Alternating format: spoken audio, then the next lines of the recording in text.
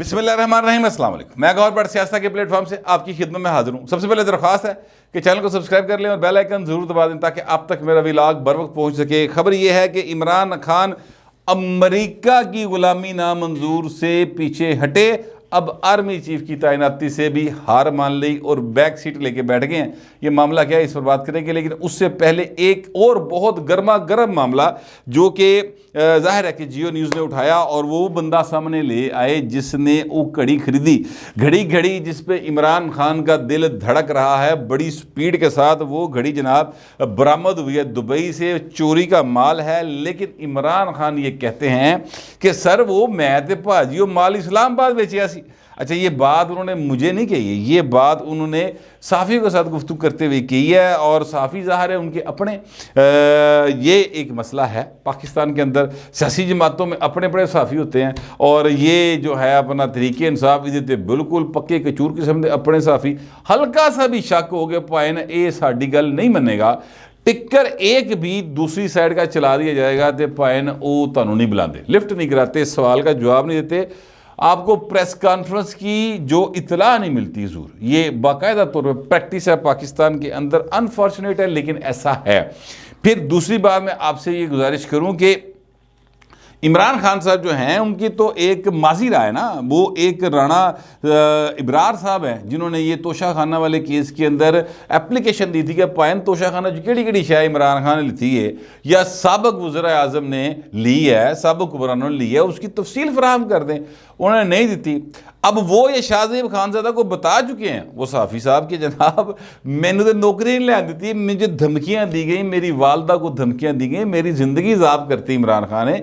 तो ये मतलब खान साहब के लिए ये रूटीन की बात है। अब वो कहते हैं मैं शाहज़ेब के ऊपर केस करूँगा, मीर शकील पे केस करूँगा। भाएं तुसी मीर शकील नू बाकायदा पहले 8 महीने जेल च रगड़ चुके हो और नैब के अंदर आपने उनके साथ जो सलूक किए हुए हैं वो किसी से ढके छुपे नहीं है, तारीख गवाह है।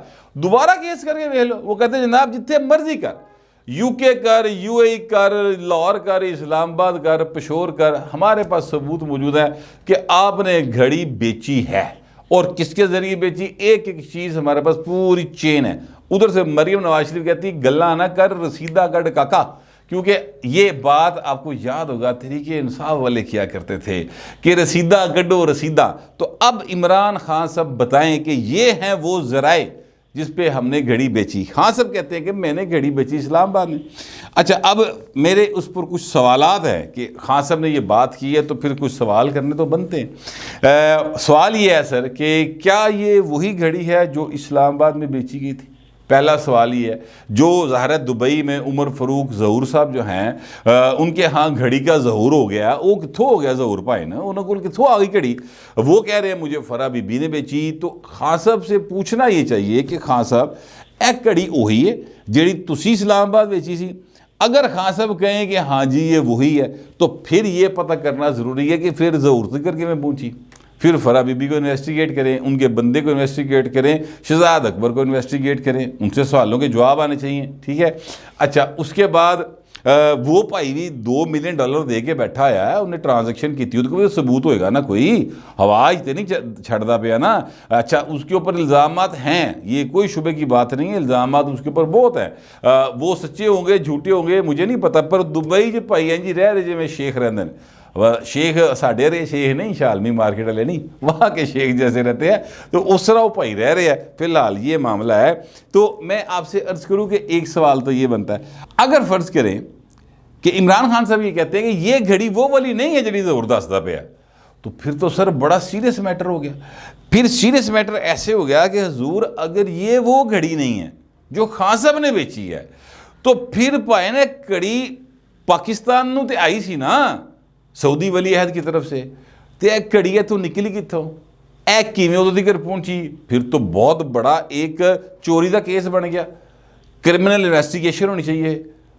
फरा गोगी हो या इमरान खान हो या तोशा खाना का इंचार्ज हो, सारे नूं भाजी लाइन हाज़र कर लो, क्योंकि देखिए वो अरबों रुपये मालियत की घड़ी है जो इन्होंने बेच दी है पता नहीं को 40 करोड़ रुपए, ठीक है।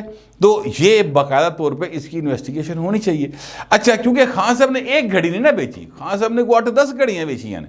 अब खान साहब कहते हैं कि जनाब मैंने वो घड़ी जो है वो इस्लामाबाद बेची, तो भाई सबूत मौजूद ने, तो रसीदा कटो, ले आओ रसीदा दिखाओ, ये हैं जराए जनाब, ऐसा करके खान साहब 10 दिन। हालांकि करना पता क्या चाहिए, देखिए घड़ी बेची होगी, किसी बंदे ने बेची होगी, दुकान ते बेची, किसी के घर जाके बेची, किसी को घर बुला के दी, इंसान ही होगा ना, कोई खतून होगी, कोई मर्द होगा, ठीक है, उसको अपने साथ बिठाएं और प्रेस कॉन्फ्रेंस खड़काएं कि जनाब ये हैं वो साहब, इन्होंने घड़ी खरीदी थी, अल्लाह खैरी सवाल का जवाब आ जाएगा।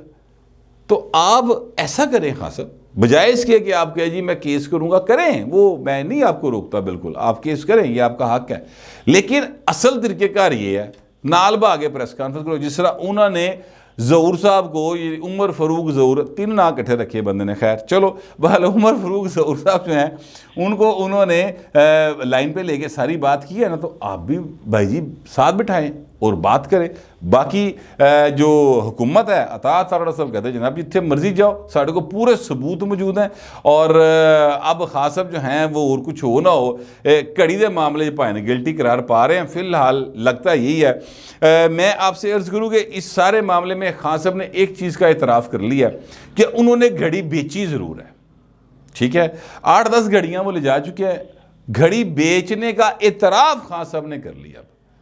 और सियासत के अंदर, डेमोक्रेसी के अंदर खान साहब अभी कल ये लेक्चर दे रहे थे कि जनाब ये जो जमहूरियत होती है इसमें सिर्फ डंडे के ज़ोर पे काम नहीं चलता, कानून के ज़रिए काम नहीं चलता, यहाँ पे मोरालिटी बहुत अहम चीज़ होती है, इखलाकियात बहुत अहम चीज़ होती है।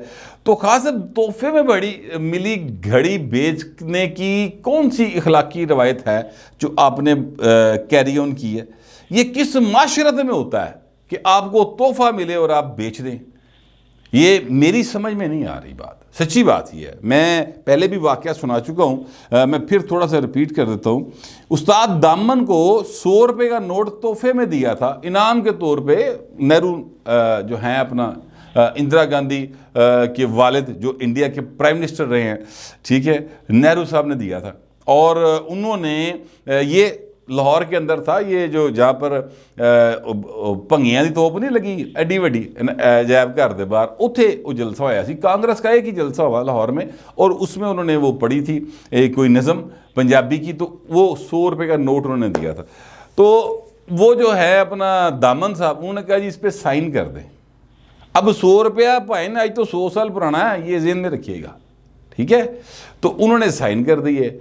दामन साहब जो हैं वो फाके मर गए, उन्होंने 100 रुपया नहीं बेचा, फ्रेम करा के रखिया सी एंड तक, ठीक है। तो जो तोहफा होता है ना पाइन वो बेचीदा नहीं होता। ये पता नहीं कौन सी रवायत खान साहब ने निकाली है जनाब के घड़ी बेच दो। तो ये मैं पूछना चाहता हूँ कि ये कौन सी इखलाकी माशरत है आपकी सर कि आपने घड़ी बेची? फिर खान साहब झूठ बहुत बोलते हैं, कहते जनाब मैंने ना घड़ी जो है वो बेचकर सड़क बनवाई थी अपने घर वाली, बयान उनका रिकॉर्ड पर मौजूद है। तो खान साहब ये झूठ बोल रहे हैं इसलिए कि वो सड़क मियां नवाज शरीफ ने बनवा के दी थी, उसका सरकारी रिकॉर्ड में बकायदा वो यानी सबूत मौजूद है, पैसे सरकार लोग गए ने कड़े, वो सड़क दी पूरी मेजरमेंट केड़े ठेकेदार नूं पैसे गए, किन्ने बनाई, टेंडर किवें होया, एक एक चीज़ मौजूद है। और इमरान खान साहब ने रिक्वेस्ट की थी कि मियाँ साहब मेरे घर आए हो, देखो सड़क टूटी है, ये तो बनवा दो, उन्हें क्या बनवा देने। ये 2013 की बात है, बहुत ही पुरानी, 1913 की गल नहीं कर रहे। तो खान साहब का मसला ये है कि अब उनकी अपनी मोरालिटी जो है ना किसी जगह पे स्टैंड नहीं कर रही, वो काफ़ी घबराए से महसूस हो रहे हैं। और लगता ये है कि अब इमरान खान साहब जो हैं वो अपने सिर्फ लौंडे लपाड़ों के ज़रिए ही अपना बिजनेस बाकी मायदा चलाना चाहते हैं। मैं लौंडे लपाड़ों का लफ्ज़ इसलिए इस्तेमाल कर रहा हूँ कि मंसूर अली खान साहब जो है ना वो ये लफ्ज़ इस्तेमाल करते हैं, यूथिए पे उन्हें एतराज़ है और लौंडे लपाड़े पे नहीं है। तो मैंने समझा हूँ कि मंसूर अली खान साहब का ये मौक़िफ़ दुरुस्त है कि यूथिया ना कहा जाए, लौंडे लपाड़े कह दिया जाए। तो वो उनके ज़रिए यानी गालम गलोच ब्रिगेड को एक्चुअली उन्होंने ये नाम दिया है। तो गालम गलोच ब्रिगेड जो है ना सिर्फ उसके ज़रिए और अपने यूट्यूबर्स या सोशल मीडिया में बैठे हुए जो अपनी तरफ से सोशल मीडिया इन्फ्लुएंसर्स हैं, जिनको इन्फ्लुएंस के स्पेलिंग नहीं आते सर, उनके ज़रिए ना वो अब यानी हलक के ज़ोर पर चीज़ों को दबाना चाहते हैं।